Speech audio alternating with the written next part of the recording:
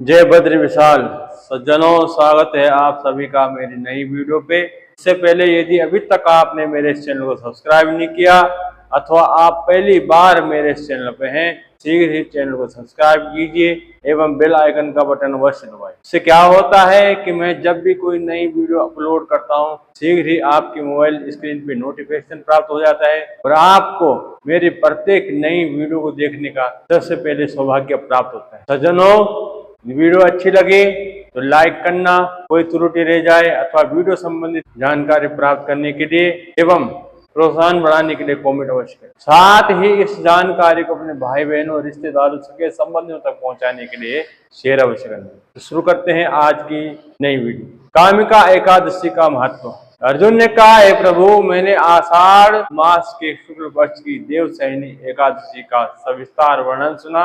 अब आप मुझे श्रावण माह के कृष्ण पक्ष की एकादशी की कथा सुनाने की कृपा करें। इस एकादशी का नाम क्या है, इसकी विधि क्या है, इसमें किस देवता का पूजन किया जाता है और इसका उपवास करने से मनुष्य को किस फल की प्राप्ति होती है। तो भगवान श्री कृष्ण ने कहा, हे अर्जुन, मैं श्रावण मास की पवित्र एकादशी की कथा सुनाता हूँ, ध्यानपूर्वक से सुनो। एक बार इस एकादशी की पावन कथा को भीष्म पितामह ने लोक हित के लिए नारद जी से कहा था और एक समय नारद जी ने कहा, हे पितामह, आज मेरी श्रावण के कृष्ण पक्ष की एकादशी की कथा सुनने की इच्छा, आप इस एकादशी की व्रत कथा विधान सहित सुनाएंगे। नारद जी की इच्छा को सुन पितामह भीष्म ने कहा, हे नारद जी, आपने बहुत ही सुंदर प्रस्ताव किया है। अब आप बहुत ही ध्यान पूर्वक इसे श्रवण कीजिए। श्रावण मास के कृष्ण पक्ष की एकादशी का नाम कामिका एकादशी और इस एकादशी की कथा सुनने मात्र से ही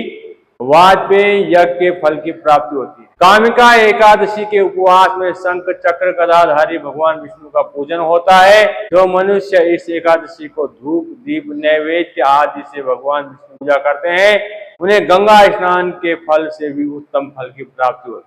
सूर्य ग्रहण और चंद्र ग्रहण में केदारनाथ और कुरुक्षेत्र में स्नान करने से जिस पुण्य की प्राप्ति होती है, वह पुण्य कामिका एकादशी के दिन भगवान विष्णु की भक्ति पूर्वक पूजा करने से प्राप्त हो जाता है। भगवान विष्णु की श्रावण मास में भक्ति पूर्वक पूजा करने का फल समुद्र और वन सहित पृथ्वी का दान करने के फल से भी अधिक माना गया है। सज्जनों, विधिपात में गंडकी नदी में स्नान करने से जो फल प्राप्त होता है, वह फल भगवान की पूजा करने से मिल जाता है। संसार में भगवान की पूजा का फल सबसे ज्यादा है, अतः भक्ति पूर्वक भगवान की पूजा न बन सके तो श्रावण मास में कृष्ण पक्ष की कामिका एकादशी का उपवास करना चाहिए।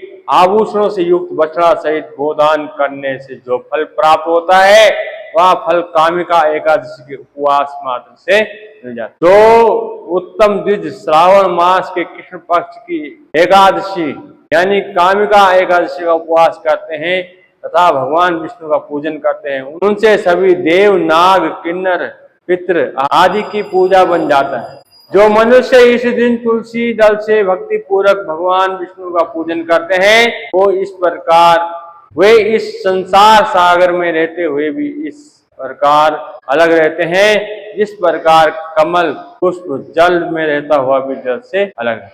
तुलसी दल से भगवान श्री हरि का पूजन करने का फल एक बार सोना और 4 बार चांदी के दान के बराबर बताए गए। भगवान विष्णु की रत्न, मोती, मणि आदि आभूषणों की अपेक्षा तुलसी दल से अधिक प्रसन्न होते हैं। जो मनुष्य प्रभु का तुलसी दल से पूजन करते हैं, उनके सभी पाप नष्ट हो जाते हैं। हे नारद जी, मैं भगवान के अति प्रिय श्री तुलसी जी को प्रणाम करता हूँ। तुलसी जी के दर्शन मात्र से मनुष्य के सभी पाप नष्ट हो जाते हैं और शरीर के स्पर्श मात्र से मनुष्य पवित्र हो जाता है। तुलसी जी को जल से स्नान कराने से मनुष्य की सभी यम यातनाएं नष्ट हो जाती है और जो मनुष्य तुलसी जी को भक्ति पूर्वक भगवान के श्री चरणों में अर्पित करता है, उसे मुक्ति मिल जाती है। इस कामिका एकादशी की रात्रि को जो मनुष्य जागरण करते हैं और दीप दान करते हैं, उनके पुण्य को लिखने में चित्रगुप्त भी असमर्थ हो जाते हैं। एकादशी के दिन जो मनुष्य भगवान के सामने दीपक जलाते हैं,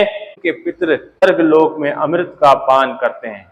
भगवान के सामने जो मनुष्य घी या तिल के तेल का दीपक जलाते हैं, उनको सूर्य लोक में भी हजारों दीपकों का प्रकाश मिलता है। अब आपको मैं सुनाता हूँ कामिका एकादशी व्रत की कथा। सज्जनों, एक गांव में एक वीर क्षत्रिय रहता था। एक दिन किसी कारणवश उस ब्राह्मण से हाथापाई हो गई और ब्राह्मण की मृत्यु भी हो गई। अपने हाथों मारे गए ब्राह्मण की क्रिया उस क्षत्रिय ने करनी चाहिए, परंतु पंडितों ने उसे क्रिया में शामिल होने से मना कर दिया। ब्राह्मणों ने बताया, तुम पर ब्रह्म हत्या का दोष लग गया है, पहले प्रयाश्चित कर इस पाप से मुक्त हो जाओ, अब हम तुम्हारे घर का भोजन। इस पर क्षत्रिय ने पूछा कि इस पाप से मुक्त होने के क्या उपाय हैं?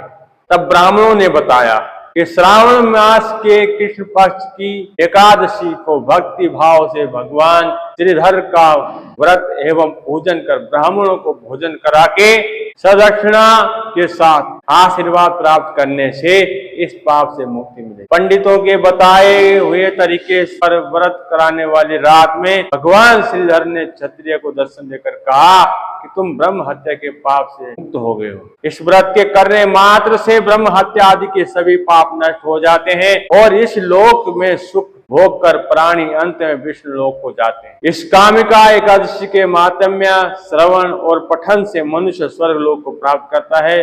और सज्जनों, आपको ये एकादशी व्रत की कथा और महात्म्य कैसा लगा है कमेंट करके अवश्य बताना। साथ ही अच्छी लगी हो तो लाइक करना, कोई त्रुटि रह जाए प्रोत्साहन बढ़ाने के लिए या फिर जो है जानकारी संबंधित अन्य जानकारी प्राप्त करने के लिए कमेंट अवश्य करना और अपने भाई बहनों सगे संबंधियों तक जानकारी को पहुंचाने के लिए शेयर अवश्य करें। साथ ही यदि अभी तक आपने मेरे इस चैनल को सब्सक्राइब नहीं किया, देर मत कीजिए, शीघ्र ही चैनल को सब्सक्राइब कीजिए एवं बेल आइकन का बटन अवश्य। उसे क्या होता है कि मैं जब भी कोई नई वीडियो अपलोड करता हूँ शीघ्र ही आपके मोबाइल स्क्रीन पे नोटिफिकेशन प्राप्त हो जाता है और आपको मेरी प्रत्येक नई वीडियो को सबसे पहले देखने का सौभाग्य प्राप्त होता है। साथियों, आपने मेरी संपूर्ण वीडियो देखी है, उसके लिए मैं आपका बहुत बहुत हृदय से आभारी हूँ, बहुत बहुत धन्यवाद करता हूँ। साथ ही मिलेंगे शीघ्र नई वीडियो के साथ में, तब तक के लिए जय सिया राम, जय बद्री विशाल। भगवान आपकी कामना पूर्ण करे और आप जो इसी तरह से हमेशा मेरे इस चैनल पे मेरे साथ बने रहें। धन्यवाद जी।